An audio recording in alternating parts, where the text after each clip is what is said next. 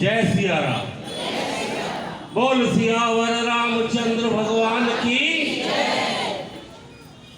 तो बड़े प्रेम से आप हमारे गुरुदेव जी के सुंदर मुख से, सुंदर वाणी से ये जो राम कथा सुन रहे हैं।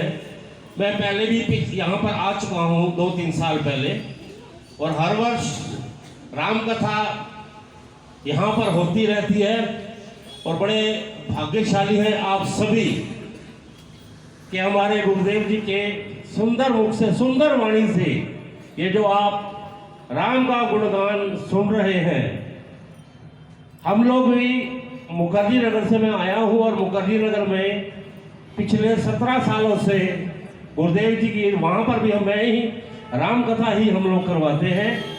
और आपसे भी यही कहता हूँ कि कभी मौका लगे तो आप भी वहाँ पर जरूर आएं, क्योंकि बहुत सुंदर शब्द जो इनके हमारे गुरुदेव जी का बोलने का वो है। और एक बात आपसे फिर कहूँ कि अगर आपको इनकी सुंदर वाणी से कथा, चाहे भागवत हो चाहे राम कथा हो, अगर अच्छी लगती है तो एक बार दोनों हाथ खड़े कर कर ताली बजाकर हमारे महाराज जी का स्वागत कीजिए। क्योंकि कहते हैं ना, भागवत सुनो या राम कथा सुनो, चाहे शिव पुराण सुनो, कुछ भी सुनो इनके मुख से, वो कहते हैं कि जग में सुंदर है दो नाम, चाहे कृष्ण कहो या राम।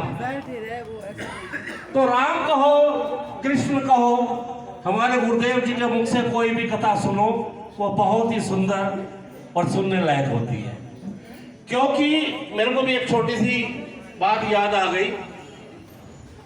वो कहते हैं कि प्रभु हमारे राम जी, हमारे ठाकुर जी, हम लोग क्या करते हैं कि इनसे संपर्क जो है ना वो अपना छोड़ देते हैं। मंदिर में आओ, रोज इनको माथा टेको, रोज इनसे अपना संपर्क जरूर रखा करो, आपको कष्ट नहीं है। हम लोग उतावले जल्दी हो जाते हैं, कोई चीज अगर मांगते हैं तो कहते हैं आज मांगिए शायद कल मिल जाए, तो इतनी जल्दी तो संभव भी नहीं है। तो कहते हैं एक इंसान था ना, बहुत अच्छे कार्य करता था, बड़े बड़े मंदिरों में जाकर कोई भी किसी चीज की जरूरत पड़े, कोई भंडारा किसी ने करवाना है, मंदिर में कोई लेंटर डलवाना है, कोई दीवार बनवानी है, कोई फर्श डलवाना है, तो वो हर जगह खूब पैसे देता, अच्छा पैसे वाला था। और किसी चीज की कमी नहीं, जो भी कोई धर्म का, सनातन का कार्य होता था वो अपनी तरफ से पैसे दे देता था, लेकिन कभी मंदिर नहीं जा पाता। बिजी शेड्यूल था, बिजी था अपने कार्य में, उसमें, लेकिन मंदिर नहीं जा पाता था, लेकिन बाकी सारे कार्य अच्छे करता था। तो एक दिन क्या हुआ कि करोड़पति आदमी था, तो उसको कुछ अपने व्यापार के अंदर कुछ ऊपर नीचे चलता है, थोड़ा घाटा पड़ा, तो परेशान हुआ कि कहता है यार मेरे को बहुत जरूरत है पैसों की। और जब बड़ा आदमी हो तो उसको पैसे भी बहुत ज्यादा चाहिए होते। तो उसको लगा कि मैं किससे पैसे मांगू, मेरी कौन सहायता करेगा। तो इधर पूछ उधर पूछ कर करा के उसका कहीं वो नहीं हो पा रहा था। तो उसके दिमाग में एक बात आई कि कहते हैं कि मंदिर में जाओ, प्रभु के सामने जो मांगो मिल जाए। अब प्रभु आप तो देने आते नहीं, वो तो कोई ना कोई जरिया बनाएंगे, कोई ना कोई कारण बनाएंगे, लेकिन अगर आप लोग जाओगे तो प्रभु के सामने मिल जाए। अब वो कभी मंदिर तो गया नहीं था, लेकिन कार्य सारे अच्छे करता था। अब उसने कहा चलो कल प्रभु की शरण में जाता हूं, और जो मेरे को जरूरत है अपनी समस्या जाकर बोलता हूं प्रभु के साथ। फिर उसके दिमाग में आया कि अगर मैं 9 बजे जाऊं, 8 बजे जाऊं, 10 बजे जाऊं, बड़ी भीड़ होती है। और अगर किसी से कुछ मांगना हो या किसी से बात करनी हो तो बीच में अगर कोई बोले तो डिस्टर्बेंस होती है। अब उसने सोचा यार अगर मंदिर बजे जाऊं, मंदिर खुलेगा, पुजारी जी मंदिर खोलेंगे तो भगवान उस समय बिल्कुल अकेले खड़े होंगे। अब जब अकेले आमने सामने बात होगी तो समस्या भी पूरी बता दूंगा और कार्य भी अपना हो जाएगा। दिन में जाऊंगा, कोई ना कोई बीच में अड़चन लगी रही। अब अगले दिन 5 बजे जैसे हुई, सुबह हुई, मंदिर का दरवाजा पुजारी जी ने खोला, कपाट प्रभु जी का भी खोला, सारे को देखा तो सामने प्रभु खड़े हैं विराजमान। तो जैसे मंदिर में पहुंचा तो उसके सामने पहले एक आदमी, एक गरीब आदमी, बेचारा भिखारी सा था, गरीब आदमी था, वो पहले खड़ा। अब वो उसके पीछे जाके खड़ा हो गया।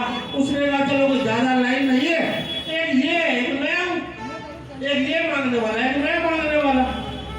अब वो बेचारा भिखारी ने उसने मुड़ के देखा कि मेरे पीछे जो खड़ा ये तो करोड़पति आदमी, इसको क्या जरूरत पड़ गई। अब उसने कहा इसको क्या जरूरत पड़ गई। अब वो बेचारा भिखारी सोच रहा है, अब बड़े वाला भिखारी जो है करोड़पति, वो सोच रहा है इसको भी थोड़ी बहुत जरूरत होगी, मांग रहा है, अपने चल 2 मिनट लगाएगा, अपना चल देगा, फिर मैं अपना प्रभु से बात करता हूं। है दोनों मांगने वाले, दोनों भिखारी, एक छोटा है, बड़ा, लेकिन समस्या एक ही है। अब जो आगे खड़ा वो एक ही रट लगा के बोले जा रहा है, हे प्रभु मुझे 2000 की जरूरत है, दे दे, मेरी बीवी बीमार है, दवाई के लिए तो वो मर जाए। अब उसने कहा यार ये जल्दी से बोले, लेकिन अब वो करे क्या, वो हिल ही नहीं रहा।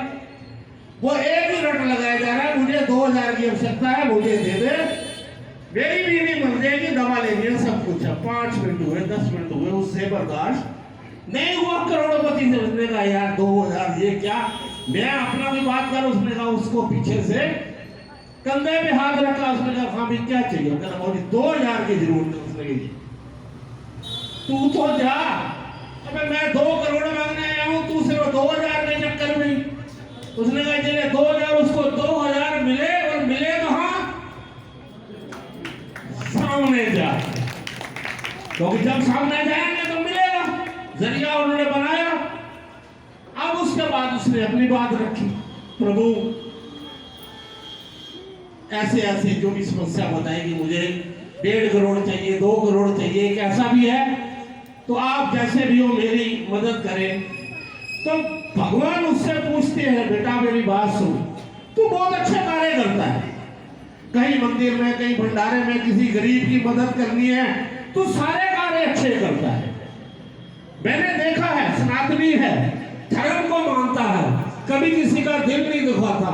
लेकिन बेटा एक बात पूछना चाहता हूं, कभी मुझसे मिलने क्यों नहीं है, मुझे भी तो जरूरत है।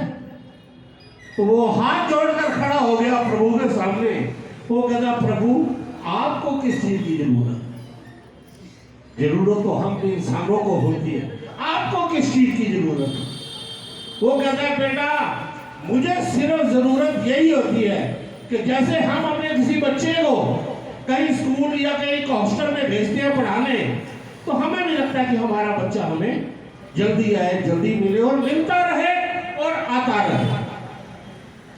मुझे भी पता है कि तू अच्छे काम करता है, लेकिन बेटा तू मेरे द्वारा भेजा गया इस संसार में बच्चा, मुझे तेरे से कुछ नहीं चाहिए, लेकिन मुझसे आके संपर्क रखा, मुझसे आकर अपना कॉन्टैक्ट रखा, तभी सारी जिंदगी सुखी रहेगा।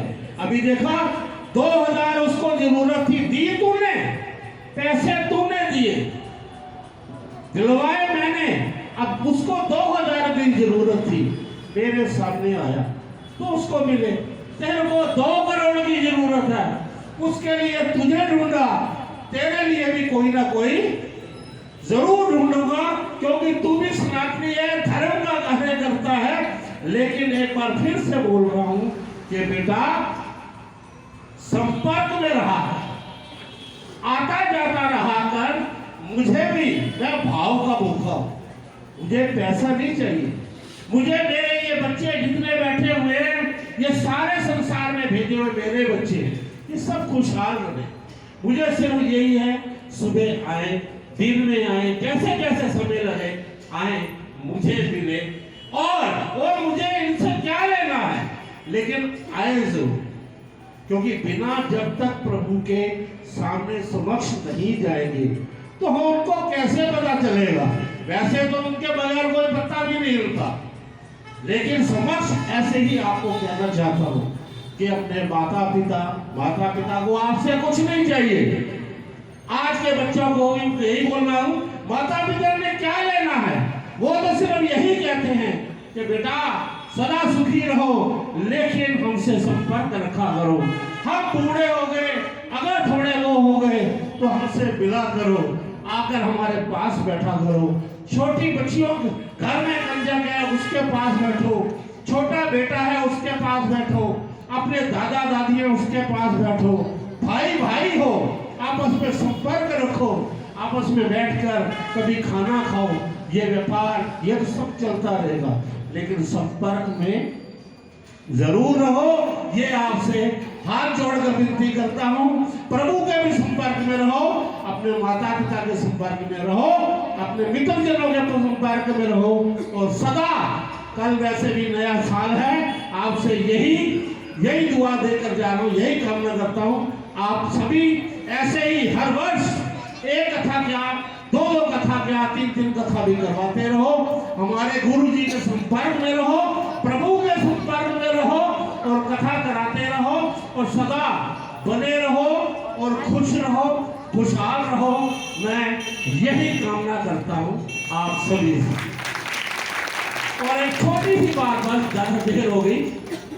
वो कहते हैं कि प्रभु के सामने वो रोज एक आदमी जाता है, वो कहता है प्रभु रोज आता हूँ, लेकिन मन विचलित रहता है, मेरे कार्य पूरे नहीं होते, मेरे कार्य आपके पास ही पूरे होते, लेकिन मैं आता रोज के बोल आपके पास। अब संपर्क की बात होता है, वो कहता है आता तो मैं रोज हूँ, लेकिन दुखी क्यों रहता हूँ, मेरे कार्य क्यों नहीं बन पा रहे। तो वो प्रभु कहते हैं बेटा तू आता तो रोज है, खुद तो आता है, लेकिन मन को लेके भी, मन को तू घर छोड़ के आता है, मन को तू बाहर छोड़ के आता है। तो बेटा आया कर, तो मन को साथ लेकर आया कर, मैं तेरे सामने हूं, तू आ गया, तेरा मन आ गया, तेरे को कोई कमी नहीं रहेगी। इसीलिए मेरे से संपर्क बना के रखा कर। बोलो सियावर रामचंद्र भगवान की। तो एक बार पुनः आप सबको कल नए साल की शुभकामनाएं। बने रहो और खुश रहो।